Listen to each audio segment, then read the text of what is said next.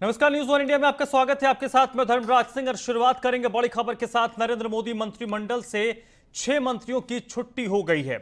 इनमें सबसे पहले रमेश पोखरियाल निशंक,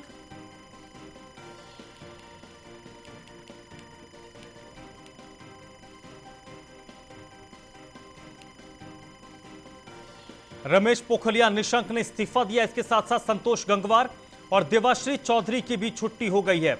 इसके अलावा सदानंद गौड़ा ने भी इस्तीफा दे दिया है। महाराष्ट्र से के मंत्री संजय धोत्रे ने भी अपना इस्तीफा सौंप दिया है।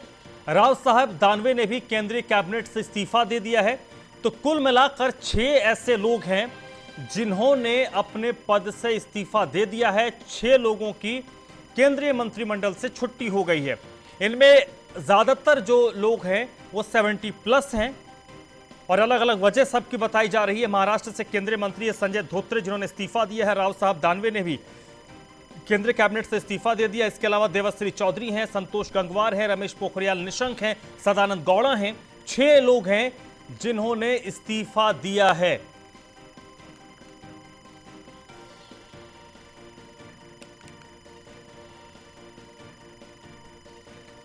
तो बड़ी खबर आपको बता दें, इस वक्त नरेंद्र मोदी के मंत्रिमंडल से 6 मंत्रियों ने इस्तीफा दे दिया है। सदानंद गौड़ा, संतोष गंगवार, रमेश पोखरियाल निशंक, देवाश्री चौधरी, ये वो नाम हैं जिन्होंने अपने पद से इस्तीफा दे दिया है। तो मंत्रिमंडल विस्तार से पहले 6 मंत्रियों का इस्तीफा हो चुका है।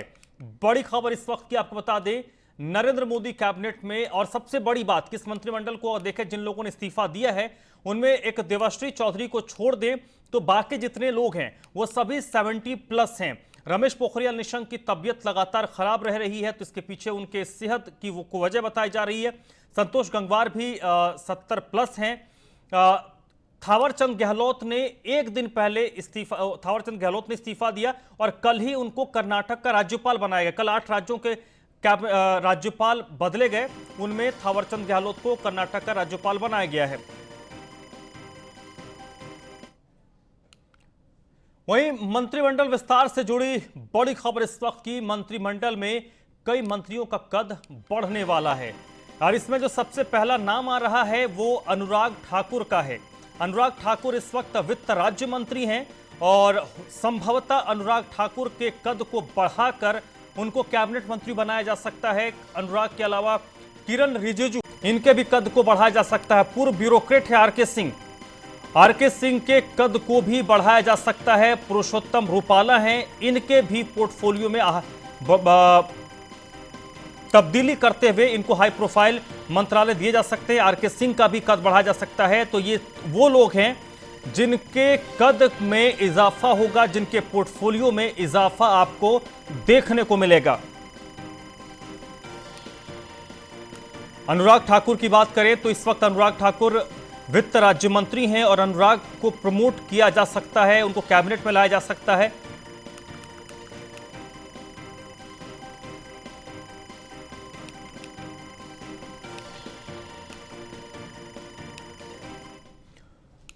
और मंत्रिमंडल विस्तार से जुड़ी इस वक्त की एक और बड़ी खबर आपको बता दें, निषाद पार्टी से कोई भी मंत्री नहीं बनने जा रहा है। संजय निषाद की पार्टी है निषाद पार्टी, जिससे कोई भी मंत्री नहीं बनने जा रहा। मोदी मंत्रिमंडल में निषाद पार्टी को कोई जगह नहीं मिलने जा रही है। अब तक जो स्थिति नजर आ रही है, जो संभावितों के नाम नजर आ रहे हैं, जिन लोगों के पास प्राइम मिनिस्टर आवास या फिर प्राइम मिनिस्टर ऑफिस से फोन गया है, उनमें उस पूरी स्थिति से स्पष्ट हो जा रहा है कि किसी भी दल, अगर हम बात करें निषाद पार्टी से, कोई भी नरेंद्र मोदी के मंत्रिमंडल में शामिल होने नहीं जा रहा है। हालांकि इसको लेकर लगातार कयासों के बाजार गर्म थे, कयास लगाए जा रहे थे कि निषाद पार्टी को भी शामिल किया जा सकता है, लेकिन ऐसा होने नहीं जा रहा।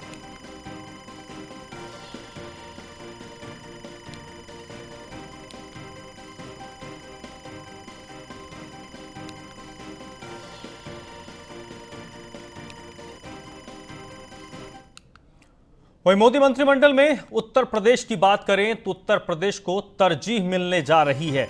सबसे ज्यादा जो मंत्री हैं वो उत्तर प्रदेश से ही बनने जा रहे हैं। 5 सांसदों की बात करें जो मंत्री बनेंगे, इनमें बीएल वर्मा, अजय टेनी केंद्रीय मंत्री बनेंगे, कौशल किशोर, अनुप्रिया पटेल को भी कैबिनेट में शामिल किया जाएगा। इसके अलावा आगरा के सांसद हैं एसपी बघेल। एसपी बघेल को भी केंद्रीय मंत्रिमंडल में शामिल किया जा सकता है। तो ये तो तय है कि उत्तर प्रदेश से सबसे ज्यादा मंत्री बनने जा रहे हैं। सबसे ज्यादा जो संख्या होगी वो उत्तर प्रदेश से होगी। उनमें बीएल वर्मा, अजय टेनी, कौशल किशोर, अनुप्रिया पटेल, एसपी सिंह बघेल, ये वो नाम हैं जो इस वक्त सबसे ज्यादा चर्चा में हैं। और इन लोगों का नाम, ये 5 सांसद ऐसे हैं जिनका नाम लगभग तय है, फाइनल हो चुका है। आज शाम को ये 5 नाम ऐसे हैं जो आज मंत्री के तौर पर शपथ लेंगे।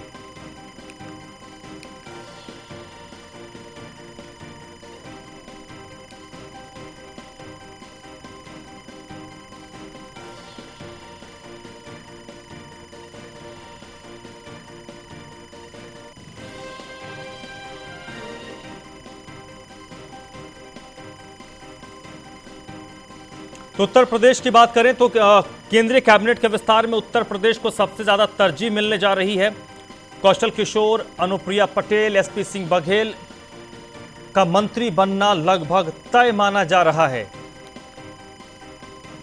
5 सांसद के नाम लगभग उत्तर प्रदेश से तय हो चुके हैं जो आज शाम को मंत्री के तौर पर शपथ लेंगे। बीएल वर्मा, अजय टेनी, एसपी सिंह बघेल, अनुप्रिया पटेल के अलावा कौशल किशोर, ये 5 नाम हैं जो तय माने जा रहे हैं, जिनके नाम फाइनल हो चुके हैं।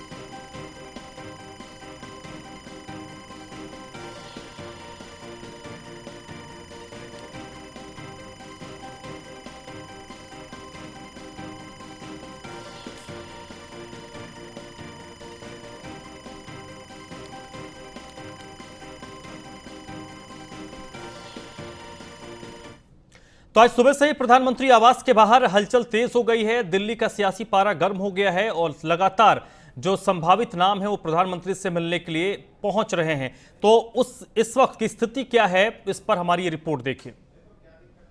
लोक कल्याण मार्ग प्रधानमंत्री आवास पर इस समय हम मौजूद हैं। न्यूज़ 1 इंडिया की पूरी टीम मौजूद है और यहाँ पर लगातार जो सरगर्मियाँ हम देख रहे हैं वो सीधे सीधे इशारा करती हैं कि मंत्रिमंडल विस्तार की जो कवायद है वो अब दरअसल अपने अंतिम दौर में है। तमाम लोग यहाँ पहुँच रहे हैं। ज्योतिरादित्य सिंधिया पहुँच गए हैं, नारायण राणे पहुँच गए हैं। इसके अलावा अनुप्रिया पटेल के भी बहुत जल्द यहाँ पहुँचने की संभावना जाहिर की जा रही है।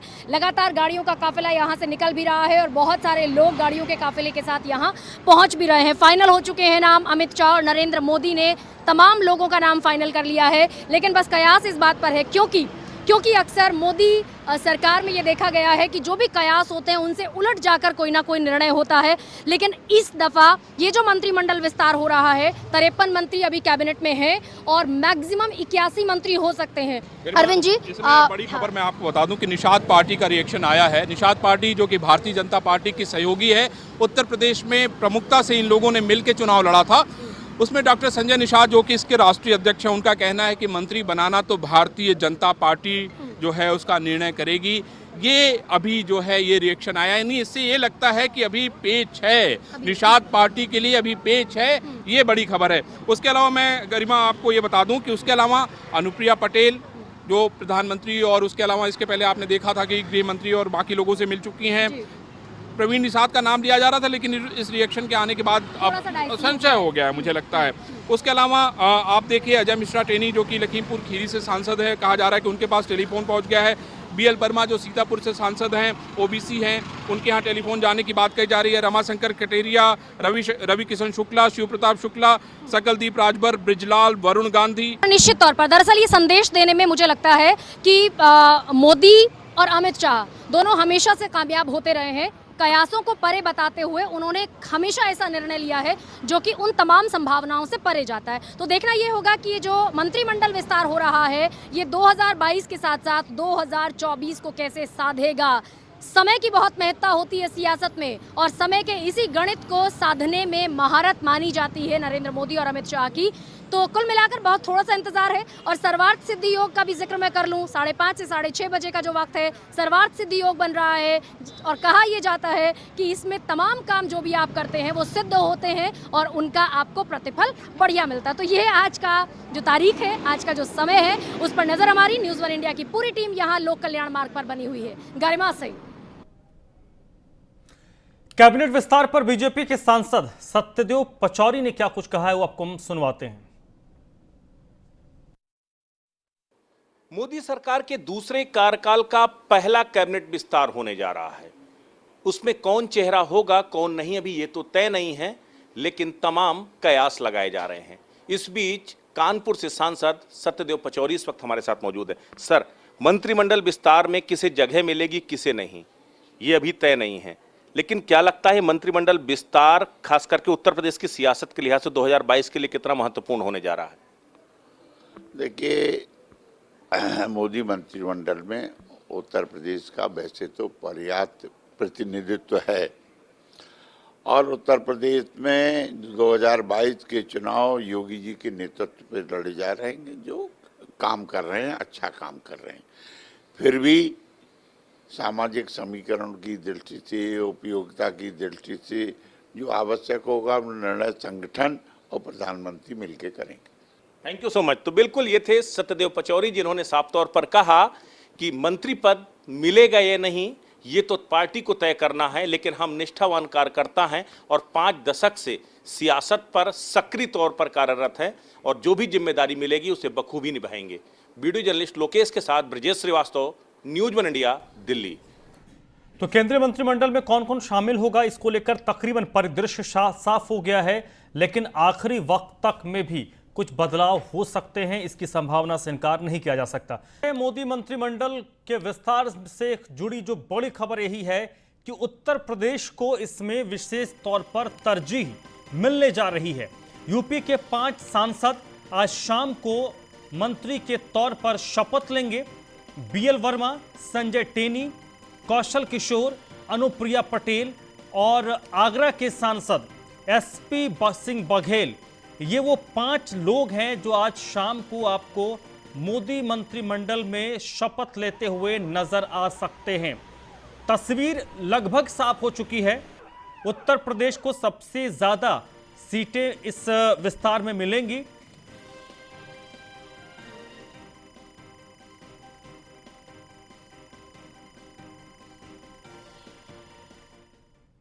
और उत्तर प्रदेश के डिप्टी सीएम इस पूरे मामले पर क्या कुछ कह रहे हैं, केशव प्रसाद मौर्य, सुनाते हैं आपको।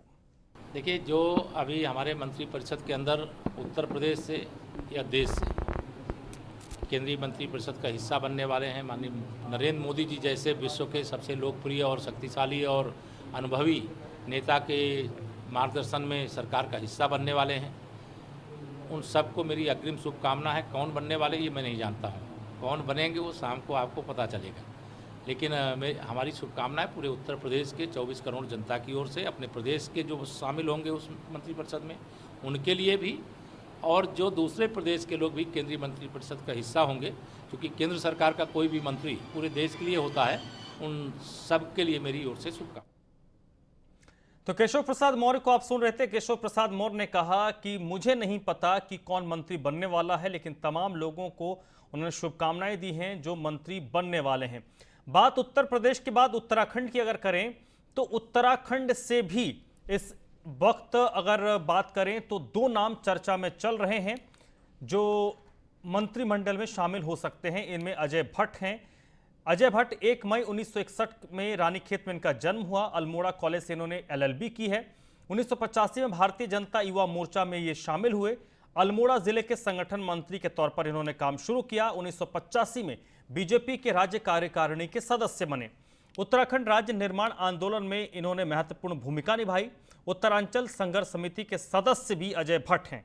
अगर बात करें इनके राजनीतिक जीवन में 1996 से लेकर 2007 तक ये रानीखेत विधानसभा क्षेत्र से विधायक रहे। 2012 से 2017 तक उत्तराखंड विधानसभा में नेता प्रतिपक्ष रहे। 2015 में उत्तराखंड बीजेपी के प्रदेश अध्यक्ष ये बने। विधानसभा की पब्लिक अकाउंट्स कमेटी के चेयरमैन भी रहे।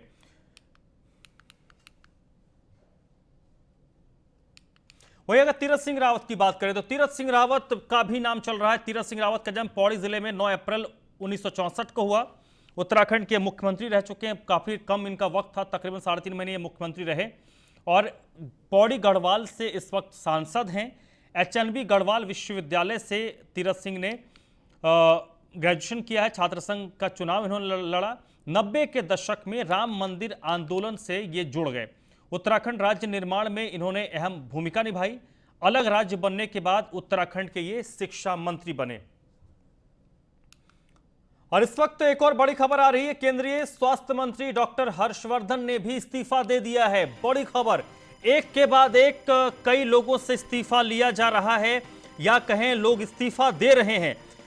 डॉक्टर हर्षवर्धन ने भी इस्तीफा दे दिया है। इससे पहले रमेश पोखरियाल निशंक, सदानंद गौड़ा के बाद अब डॉक्टर हर्षवर्धन का नाम सामने आ रहा है। डॉक्टर हर्षवर्धन ने भी इस्तीफा दे दिया है। बड़ी खबर इस वक्त की, मोदी कैबिनेट से जुड़ी ये आज की एक और बड़ी खबर। अब तक तकरीबन आधा दर्जन से ज्यादा मंत्री ऐसे हो गए हैं जिन्होंने अपने पद से इस्तीफा दिया है। सदानंद गौड़ा हो, रमेश पोखरियाल निशंक हो, संतोष गंगवार हो, थावरचंद गहलोत हो, अब तक इन पूरे लिस्ट में ये 7वां संभवतः नाम है। ब्रिजेश इस वक्त मेरे साथ जुड़ चुके हैं इसी पर ज्यादा जानकारी के साथ। ब्रिजेश, डॉक्टर हर्षवर्धन का नाम अगर इस्तीफा देने वालों की सूची में शामिल है तो ये नाम जरूर चौंकाता है।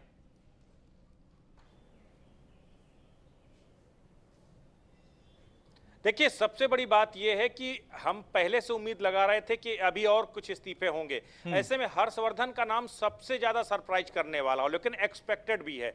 उसके पीछे वजह यही है कि जो कोविड का ये पीछे 1-1.5 साल के अंदर जिस तरीके से कोरोना का कहर बरपा, जिस तरह से स्वास्थ्य व्यवस्थाएं पूरी तरीके से पटरी से उतर गई, कोलैप्स कर गया था हेल्थ सिस्टम, उसके बाद सवाल खड़े हो रहे थे कि जो जरूरी इंजेक्शन है, जरूरी दवाएं हैं, जो जरूरी जो है इंतजामात हैं, वो पूरी तरीके से नाकाफी हो गए थे और सवाल केंद्रीय सरकार पर खड़े हो रहे थे। तो इसको लेकर के अब जिस तरीके से केंद्रीय स्वास्थ्य मंत्री हर्षवर्धन का इस्तीफा हुआ है, ये 8वां इस्तीफा है आज देखिए, इससे पहले 4 मंत्रियों ने इस्तीफे दिए थे। अभी महाराष्ट्र के 2 मंत्रियों ने इस्तीफे दे दिए और अब हर्षवर्धन का इस्तीफा हो गया। थावरचंद गहलोत कल इस्तीफा दे चुके थे। तो कुल 8 मंत्री अब तक इस्तीफा दे चुके हैं और अभी ये जानकारी जो आ रही है उसके मुताबिक लगभग आधा दर्जन और मंत्री अभी इस्तीफा देने जा रहे हैं। तो ये इस्तीफों की झड़ी लग गई है, जो हर एक की जिम्मेदारी तय की गई है। बाकायदा वर्क किया गया, होमवर्क किया गया, एक एक की परफॉर्मेंस चेक की गई, एक एक के समीकरणों को चेक किया कि किसके रहने से फायदा है, किसके जाने से फायदा है। इसके आधार पर तय किया गया और मंत्रिमंडल से बहुत सारे चेहरों की छुट्टी हो रही है। एक के बाद एक। हर्षवर्धन बड़ा नाम है, HRD मिनिस्टर के बाद हर्षवर्धन सबसे बड़ा नाम थे और सबसे ज्यादा चौंकाने वाला है क्योंकि दिल्ली से हर्षवर्धन अगर जा रहे हैं तो मीनाक्षी लेखी दिल्ली से मंत्री बन सकती है, क्योंकि दिल्ली से एक ना एक चेहरा मंत्री बनेगा। ऐसे में हर्षवर्धन की विदाई और मीनाक्षी लेखी प्रधानमंत्री से मिलकर के निकली हैं, तो जाहिर तौर पर मीनाक्षी लेखी को मंत्री बनाया जा रहा है। हर्षवर्धन का इस्तीफा और मीनाक्षी लेखी को अब मिनिस्टर जो है बनाया जा सकता है। तो ये अपने आप में खबर बेहद ही चौंकाने वाली है। कोरोना की नाकामी का ठीकरा हर्षवर्धन के सिर फूटा और आखिरकार हर्षवर्धन को इस्तीफा देना पड़ा। लेकिन सबसे बड़ी बात कि इससे पहले ब्रिजेश हमने देखा जितने नाम हैं, चाहे संतोष गंगवार हो, थावरचंद गहलोत हो, निशंक हो, इन सब के पीछे एक एज फैक्टर था। एज फैक्टर तो डॉक्टर हर्षवर्धन के साथ नहीं रहा। आपने कहा कि कोविड का जो पूरा एक स्थिति हमने देखा, कोविड के दौरान जैसे लोगों को जूझना पड़ा, उसका एक ठीकरा इनके सिर पर फोड़ा गया है। तो इसमें एक बात तो तय है कि डॉक्टर हर्षवर्धन की भूमिका आगे क्या होगी यह भी तय किया गया होगा। ऐसा नहीं कि डॉक्टर हर्षवर्धन को इस्तीफा देने को कहा गया और उनकी भूमिका के बारे में उनको नहीं बताया गया होगा।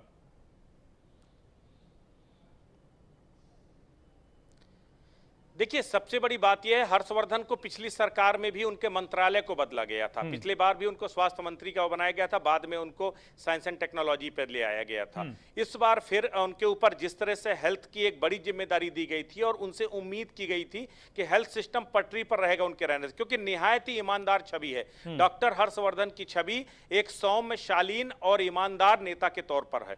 ऐसे में दिल्ली में आने वाले समय में दिल्ली के चुनावों के लिए हर्षवर्धन को एक बार फिर चेहरा बनाया जा सकता है। इससे पहले भी कोशिश की गई थी कि दिल्ली में हर्षवर्धन के ईमानदार चेहरे को लेकर के आया जाए, लेकिन तब बीजेपी कामयाब नहीं हुई थी। लेकिन यह भी हो सकता है कि यहां से इनको मंत्री पद से छुट्टी दे करके जो है दिल्ली के संगठन में उनको प्रमुख के तौर पर लाया जाए या दिल्ली का चेहरा बनाकर आगे भविष्य में पेश किया जाए, तो ये संभावनाएं बेहद ही अहम हैं। लेकिन सबसे बड़ी बात यह है कि जितना लोग हर्षवर्धन को जानते हैं, हर्षवर्धन ने स्वेच्छा से इससे अगर पेशकश कर दी हो तो कोई बहुत बड़ी बात नहीं है, क्योंकि उन्होंने अपनी पूरी मेहनत किया। इस कोरोना काल में कोशिशें पूरी की गई, पूरी तरीके से मेहनत है, लेकिन बावजूद इसके जिस तरीके से ऑक्सीजन की कमी से लोगों ने दम तोड़ा, जिस तरह से एक एक रेमडेसिविर इंजेक्शन तक 50-50, 60-60 हजार रुपए कीमतों तक बिका, जीवन रक्षक दवाइयों का क्राइसिस हो गया, अस्पतालों में बेड नहीं मिले, तो इन तमाम चीजों में कहीं ना कहीं हेल्थ सिस्टम कोलैप्स हुआ और उसका ठीकरा किसी न किसी के ऊपर तो फूटना था। तो ऐसे में हेल्थ सिस्टम को कोलैप्स करने का, जो हेल्थ सिस्टम की असफलता थी, उसका ठीकरा हर्षवर्धन के सिर फूटा है और आखिरकार हर्षवर्धन को अपने पद से इस्तीफा देना पड़ा है। सीधे तौर पर केंद्रीय नेतृत्व ने उनको इन्फॉर्म कर दिया कि आप इस्तीफा दे दीजिए, उन्होंने इस्तीफा सौंप दिया। अब अभी कुछ और बड़े मंत्रियों के इस्तीफे होंगे, ये वक्त इंतजार कीजिए। अभी फिर भी अभी 2:30 बजा है, अभी लगभग ये बात मान लीजिए 3.5 घंटे का समय, 3.5 घंटे में भी दरिया में बहुत पानी बहना बाकी है।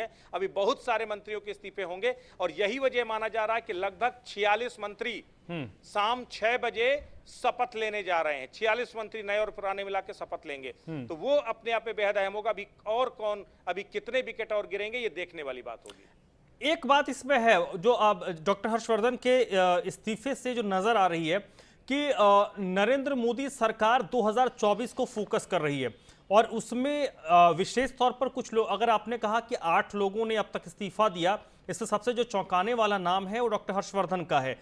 बाकी सब लोगों के अलग अलग फैक्टर रहे होंगे, हेल्थ फैक्टर सबसे ज्यादा और एज फैक्टर रहा है। ऐसे में अगर आधा दर्जन और लोगों का इस्तीफा होता है तो ये माना जा सकता है कि कुछ लोगों को सरकार से हटाकर संगठन में लाने की कोशिश करेगी। अलग अलग जिस स्टेट से वो ताल्लुक रखेंगे वहां पर उनको संगठन में जिम्मेदारी दी जाएगी।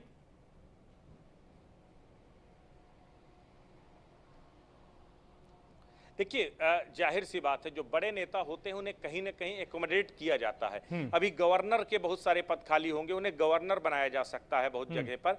गवर्नर के साथ साथ जो है उन्हें संगठन में महत्वपूर्ण पद दिए जा सकते हैं, तो वो अलग अलग जगह पर निश्चित तौर पर उनको जो है रिप्लेस किया जाएगा। लेकिन केंद्रीय मंत्रिमंडल में जगह मिलना वो एक अलग बात होती है और बाकी जगह आपको एकोमोडेट करना वो बिल्कुल अलग बात होती है। तो कोशिश तो ये होगी कि सरकार से संगठन और संगठन से सरकार में लोग आते जाते रहे हैं, इसमें कहीं कोई दिक्कत नहीं है। इस बार का जो मंत्रिमंडल है वो एक नए सिरे से सृजित किया जा रहा है। अब आप देखिए, कास्टिंग फैक्टर के हिसाब से 20 SC ST चेहरे यहां पर कम से कम मंत्रिमंडल में शामिल होंगे। 27 OBC कोटे के यहां पर उनको जो है शामिल किया जाएगा।